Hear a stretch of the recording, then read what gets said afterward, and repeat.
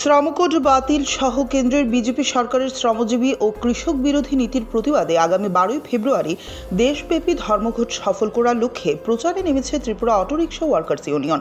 বুধবার শহরের বিভিন্ন এলাকায় ফ্ল্যাগ ও ফেস্টুন লাগিয়ে প্রচার চালানো হয়।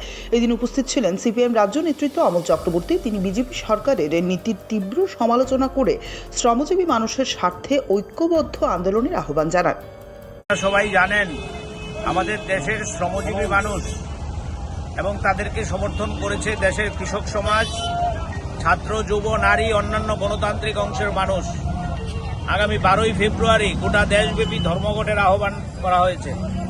কেন ধর্মঘট? ধর্মঘট এই কারণে, ভারতবর্ষের স্বাধীনতার পর দেশের শ্রমজীবী মানুষ যে অধিকারগুলো অর্জন করেছিল, এই অধিকারগুলো আজকে দেশের বিজেপি সরকারের হাতে লুণ্ঠিত। আমাদের দেশের বিজেপি সরকার, আপনারা জানেন, আমাদের শ্রমিকদের যে শ্রম আইন ছিল, এই শ্রম আইনগুলোকে সব বাতিল করে দিয়ে 4টি শ্রমকোডের মধ্য দিয়ে আমাদের দেশের শ্রমিক শ্রেণীর উপর ভয়ানক আঘাত নামিয়ে এনেছে। ইতিমধ্যে গোটা দেশে শ্রমকোড লাগু করার জন্য সিদ্ধান্ত করেছে। এই শ্রমকোড বাতিলের দাবিতে মূলত আমাদের দেশের সিআইটিইউ সহ অন্যান্য সকল অংশের শ্রমজীবী মানুষের নেতৃত্বে 12 ফেব্রুয়ারির এই ধর্মঘট। এই ধর্মঘটকে সফল করার জন্য ইতিমধ্যেই সকল অংশের মানুষ রাস্তায় নেমে আওয়াজ তুলেছে।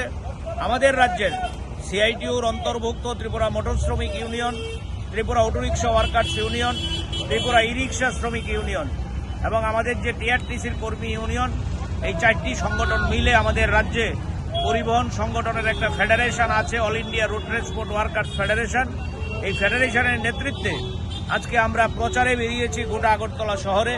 পরিবহন শ্রমিকদের কাছে আবেদন করছি যে আগামী 12 ফেব্রুয়ারি এই ধর্মঘটকে সফল করার জন্য তারাও যাতে রাস্তায় নামে ভূমিকা গ্রহণ করে। এই ধর্মঘটে হয়তো একদিন রুটি রুজি বন্ধ হবে, কিন্তু আগামী দিনে বেঁচে থাকার জন্য এই লড়াই খুবই জরুরি। যদি এই শ্রমকোড বাতিল না করা হয়, তাহলে আমরা শ্রমিকরা স্বাধীনতার পরে যে কতগুলো অধিকার অর্জন করেছি, এই অধিকারগুলো আমরা ফিরে পাবো না। তাই শ্রমিকদের সম্মান, শ্রমিকদের অধিকার, শ্রমিকদের মর্যাদার প্রশ্নেই আমাদের এই ধর্মঘট।